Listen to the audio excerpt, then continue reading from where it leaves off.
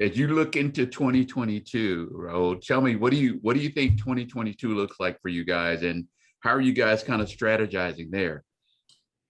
So, great question. And I would tell you that, early on, Remington, we were very aggressive about shutting down operations, particularly food and beverage and things like that. We went to skeleton crew where we needed to. It was all about asset preservation.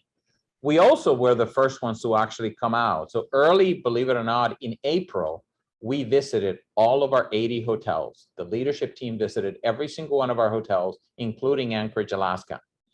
And the reason for that is because we had what we call a bunker mentality, right? People were kind of shut down and they were depressed and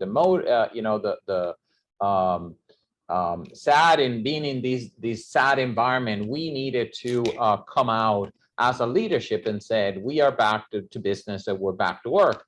And we call that Spring Forward.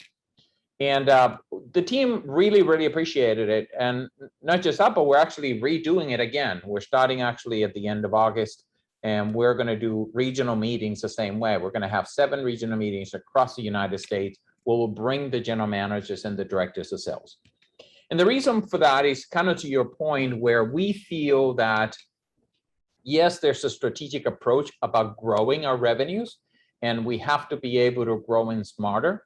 I wouldn't say that we're growing it to 2019 levels, but we are growing it in a different way. I think that there's a number of things that will change from 2019, and we want to grow these for the future. But we can't underestimate the power that we have in order to be able to reignite that passion, the hospitality passion in our hotel associates, from general managers to housekeepers, to anybody who's in the hotel. If they're not motivated, it does not matter what strategy we have. The teams, this is a high touch industry, and those individuals are going to have to execute what we put in place. So I do believe, and we do believe, that again, that leadership side needs to start with us. We need to be out in the open and say to people, we're ready to travel. We're willing to put our money where our mouth is. And we need to be able to ignite, as I said, reignite that passion in the team. The other thing I would tell you is that pre-pandemic, Remington was in the path of getting into third-party management. And that was something that Sloan actually, as part of a strategic initiative for the long term of the organization, has started to do. And that's something that we were not known for. We're seeing kind of the fruits of that labor now. We have significantly increased the amount of people on development team and underwriting.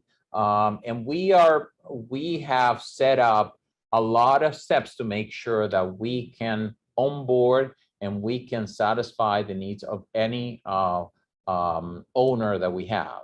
And year to date, we've signed almost 12 deals. We've added, I think it is 5, 6 hotels this year. There's a number of hotels that we would have added. So we're very excited about the future because, again, Remington historically has run great hotels. It's known as a great operator. But again, we have been doing that in a small group of owners. Now we have the ability to kind of expand that and continue to grow into new owners and be able to take our capabilities and our platform and improve, obviously, the hotels of other owners.